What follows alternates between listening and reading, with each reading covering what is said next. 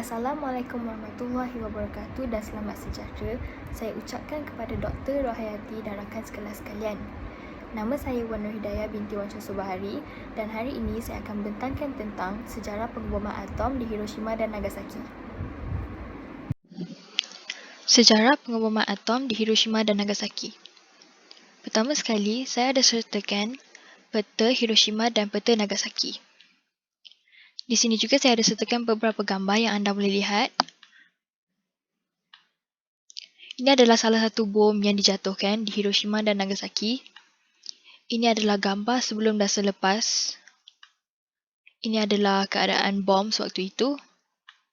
Dan sama juga. Pengenalan. Pada 6 Ogos 1945 adalah kali pertama bom atom jatuh menghigap bumi Jepun. Bom yang dihantar oleh Amerika Syarikat telah mengorbankan ramai orang dan kesannya terasa sehingga sekarang. 3 hari kemudian, bom atom kedua dijatuhkan di Nagasaki. 2 minggu kemudian, Jepun menyerah dan Perang Dunia Kedua berakhir. Amerika Syarikat menjatuhkan bom pertama iaitu dipanggil sebagai Little Boy di Hiroshima pada 6 Ogos 1945. Serangan ini menandakan sebagai kali pertama senjata nuklear digunakan dalam perang. Lebih 70,000 orang dipercayai maut serta-merta akibat daripada ledakan bom atom yang telah merosakkan bandar. Puluhan ribu lagi mati disebabkan kesan radiasi bom atom selama berbulan-bulan. Di sini adalah gambar kesan bom atom tersebut. Ini adalah bandar sewaktu itu, apa yang terjadi selepas bom atom dijatuhkan. Dan ini adalah salah satu bom atom yang dijatuhkan. Di sini juga saya ada sertakan gambar bom tersebut, iaitu Little Boy dijatuhkan di Hiroshima dan Fat Man dijatuhkan di Nagasaki.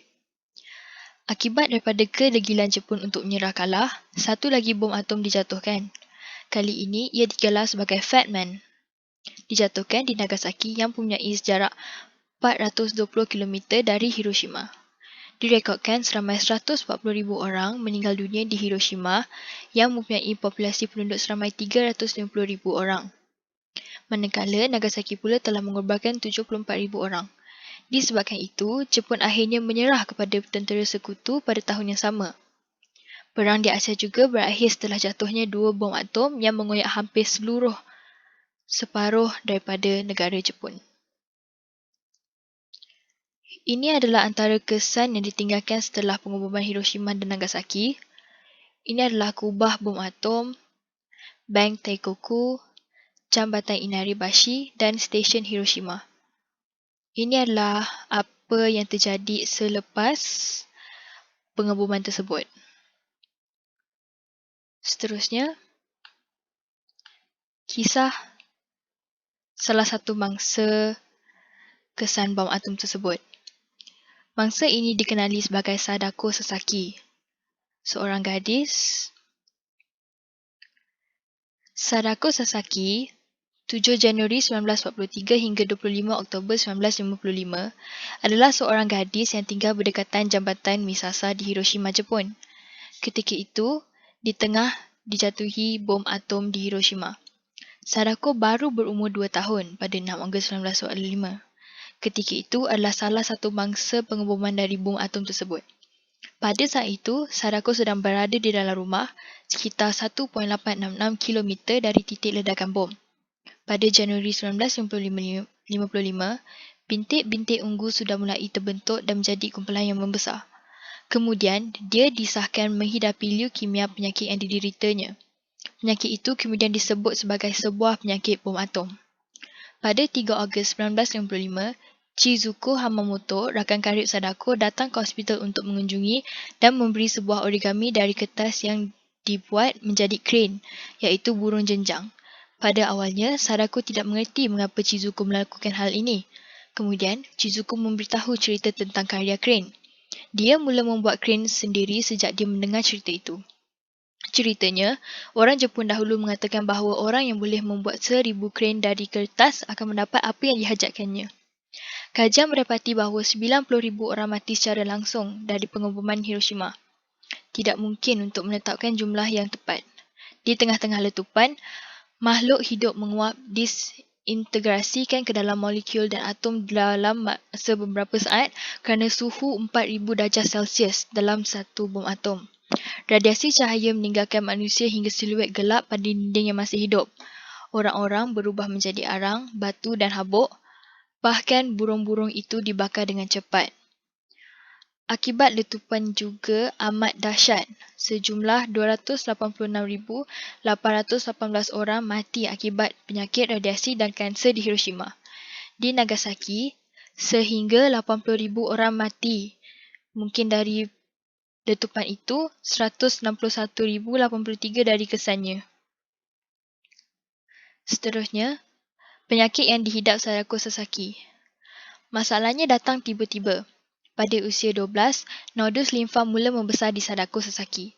Precursor pertama penyakit ini, tumor berbahaya muncul di belakang telinganya dan di lehernya. Semua orang yang selamat daripada pengeboman nuklear memahami apa yang dimaksudkan. Ia adalah hukuman. Orang-orang Hiroshima tahu gejala penyakit radiasi iaitu leukemia dengan baik dan takut akan penampilan mereka. Penyakit yang dahsyat dari tahun ke tahun menimbulkan peningkatan bilangan kanak-kanak dan orang dewasa. Mengenai beliau telah diketahui sejak tahun 1950. Malah, kanak-kanak yang dilahirkan selepas pengeboman yang dahsyat ketika ibu-ibu mereka selamat adalah mangsa pengeboman atom Hiroshima. Gadis itu, sekali ceria dan tangkas, menjadi sangat letih dan tidak dapat berjaga lama. Sekiranya sebelum ini dia tidak sabar-sabar bermain untuk bermain dengan kawan-kawannya, kini dia mahu berbohong lagi. Dia pergi ke sekolah dan terlibat dalam latihan fizikal. Tetapi, suatu hari dia jatuh dalam kelas dan tidak dapat bangun. Dia dihantar ke hospital. Ia berlaku pada Februari 1955. Doktor memberitahu ibu yang menangis bahawa anak perempuannya ditinggalkan hidup maksimum setahun sahaja. Seterusnya, sebab bom dijatuhkan.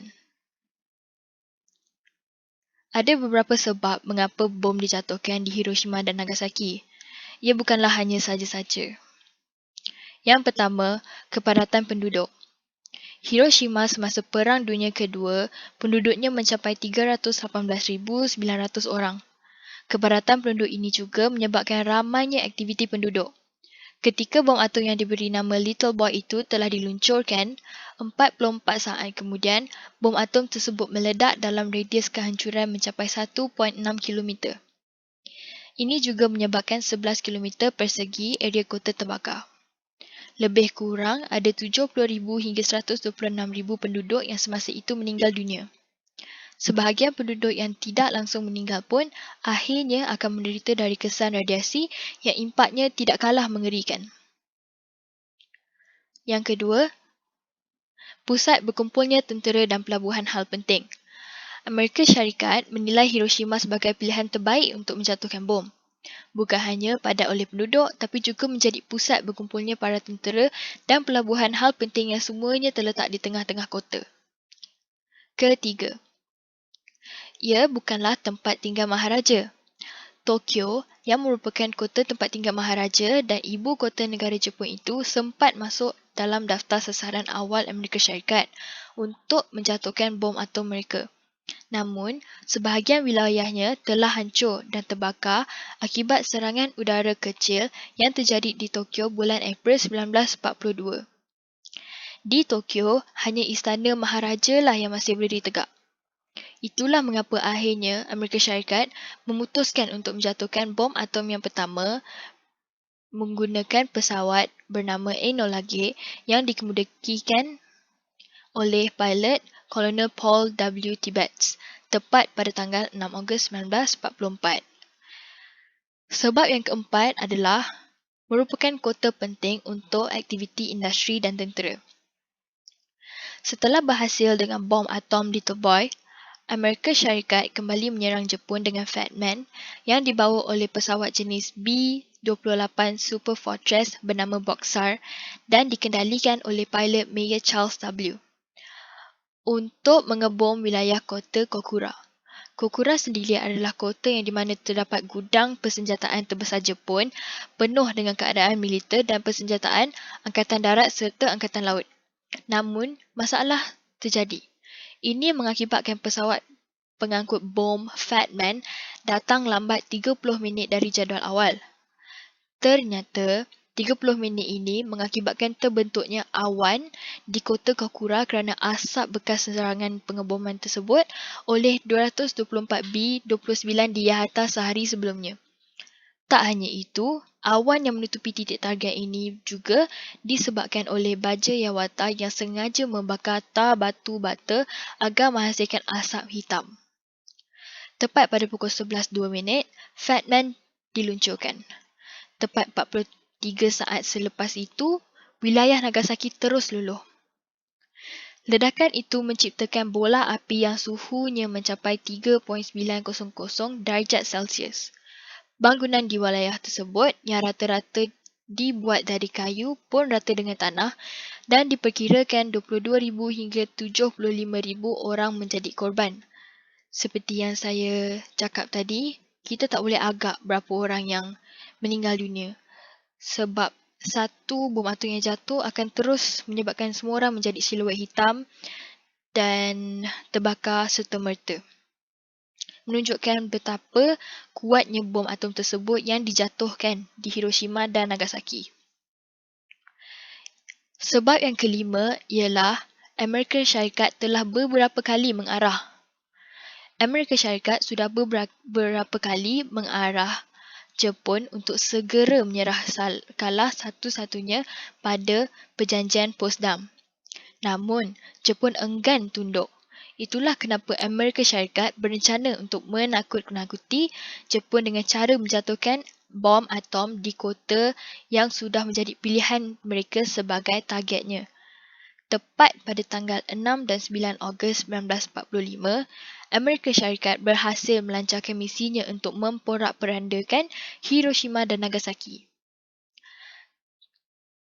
Amerika Syarikat ni mereka sengaja menjatuhkan bom tersebut bukan hanya untuk perang tapi untuk memporak-perandakan dua tempat tersebut supaya Jepun akan terus takut dan menyerah kalah.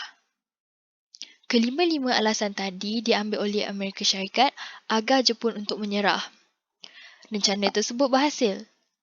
Pada bulan Ogos 1945, Jepun menyatakan telah menyerah dan tepat pada tanggal 2 September 1945 di atas kapal tempur kelas Iowa milik Amerika Syarikat USS Missouri, Jepun telah menandatangani dokumen kapitulasi yang menandakan berakhirnya Perang Dunia Kedua di kawasan Asia Pasifik.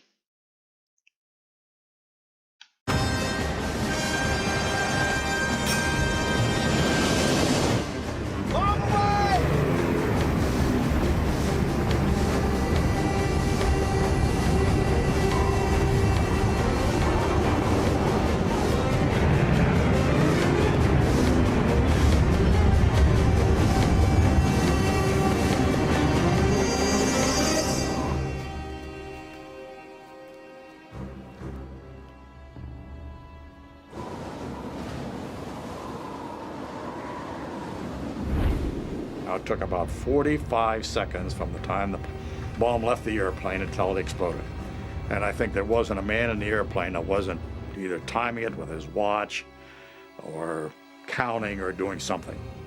I was sure the bomb was a dud. I was sure it wasn't going to work.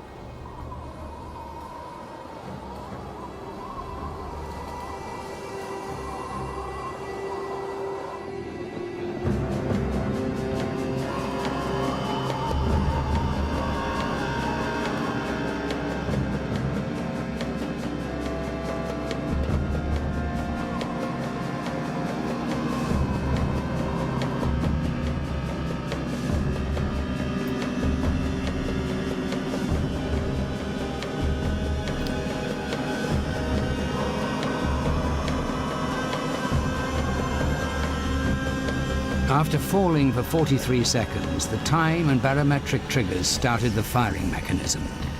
A uranium bullet fired down a barrel into a uranium target. Together, they started a nuclear chain reaction. Solid matter began to come apart, releasing untold quantities of energy.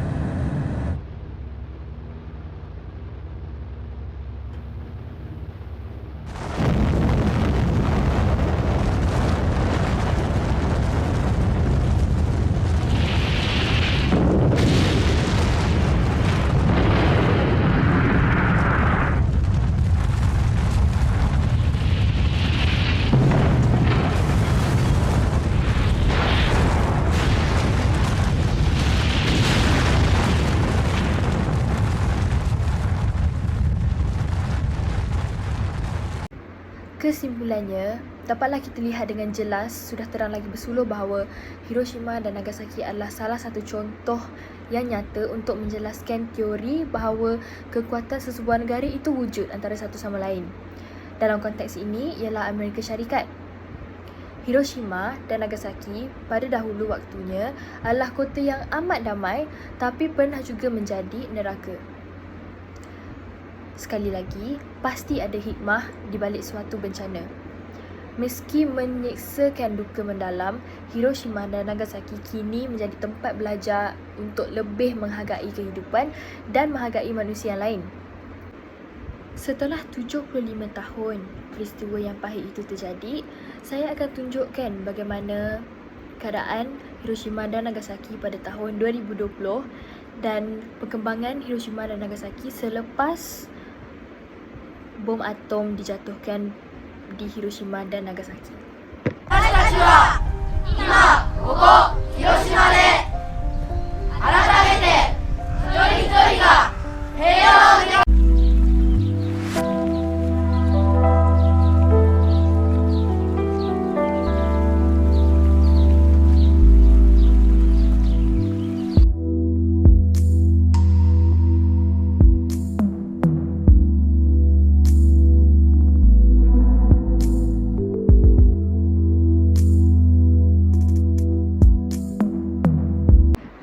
Dengan itu, tamatlah pembintangan saya pada hari ini dan terima kasih kepada yang sudi mendengar.